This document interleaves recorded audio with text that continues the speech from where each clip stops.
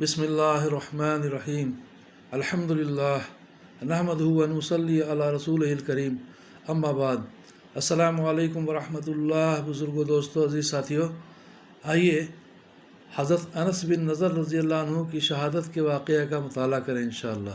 درود شریف پڑھ لیں۔ اللہم صلی علی محمد وعلی آل محمد وبارک وسلم۔ قصہ حضرت انس بن نضر رضی اللہ عنہ کی شہادت کا۔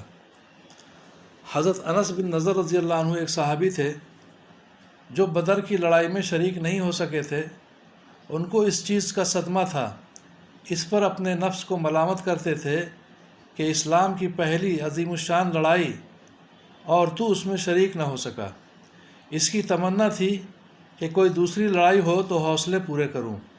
اتفاق سے احد کی لڑائی پیش آ گئی، جس میں یہ بڑی بہادری اور دلیری سے شریک ہوئے۔ احد کی لڑائی میں اول تو مسلمانوں کو فتح ہوئی، مگر آخر میں ایک غلطی کی وجہ سے مسلمانوں کو شکست ہوئی۔ وہ غلطی یہ تھی کہ حضور اکرم صلی اللہ علیہ وسلم نے کچھ آدمیوں کو ایک خاص جگہ مقرر فرمایا تھا کہ تم لوگ جب تک میں نہ کہوں اس جگہ سے نہ ہٹنا، کہ وہاں سے دشمن کے حملہ کرنے کا اندیشہ تھا۔ جب مسلمانوں کو شروع میں فتح ہوئی تو کافروں کو بھاگتا ہوا دیکھ کر یہ لوگ بھی اپنی جگہ سے یہ سمجھ کر ہٹ گئے کہ اب جنگ ختم ہو چکی، اس لیے بھاگتے ہوئے کافروں کا پیچھا کیا جائے اور غنیمت کا مال حاصل کیا جائے۔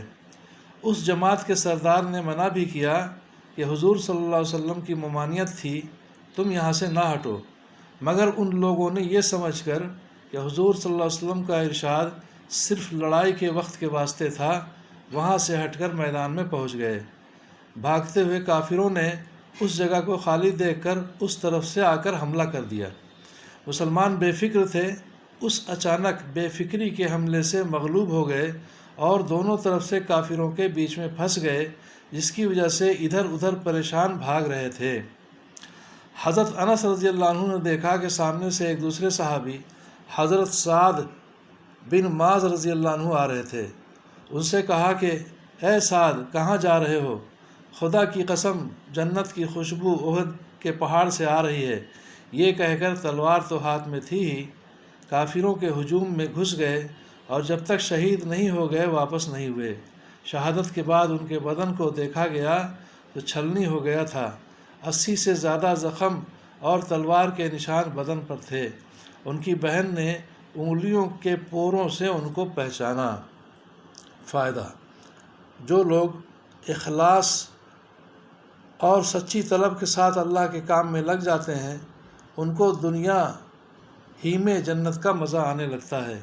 یہ حضرت انس رضی اللہ عنہ زندگی ہی میں جنت کی خوشبو سونگھ رہے تھے۔ اگر اخلاص آدمی میں ہو جاوے تو دنیا میں بھی جنت کا مزہ آنے لگتا ہے۔ میں نے ایک معتبر شخص سے، جو حضرت اقدس مولانا شاہ عبد الرحیم صاحب رائے پوری رحمۃ اللہ علیہ کے مخلص خادم ہیں، حضرت کا مقولہ سنا ہے کہ جنت کا مزہ آ رہا ہے۔ فضائل رمضان میں اس قصہ کو لکھ چکا ہوں۔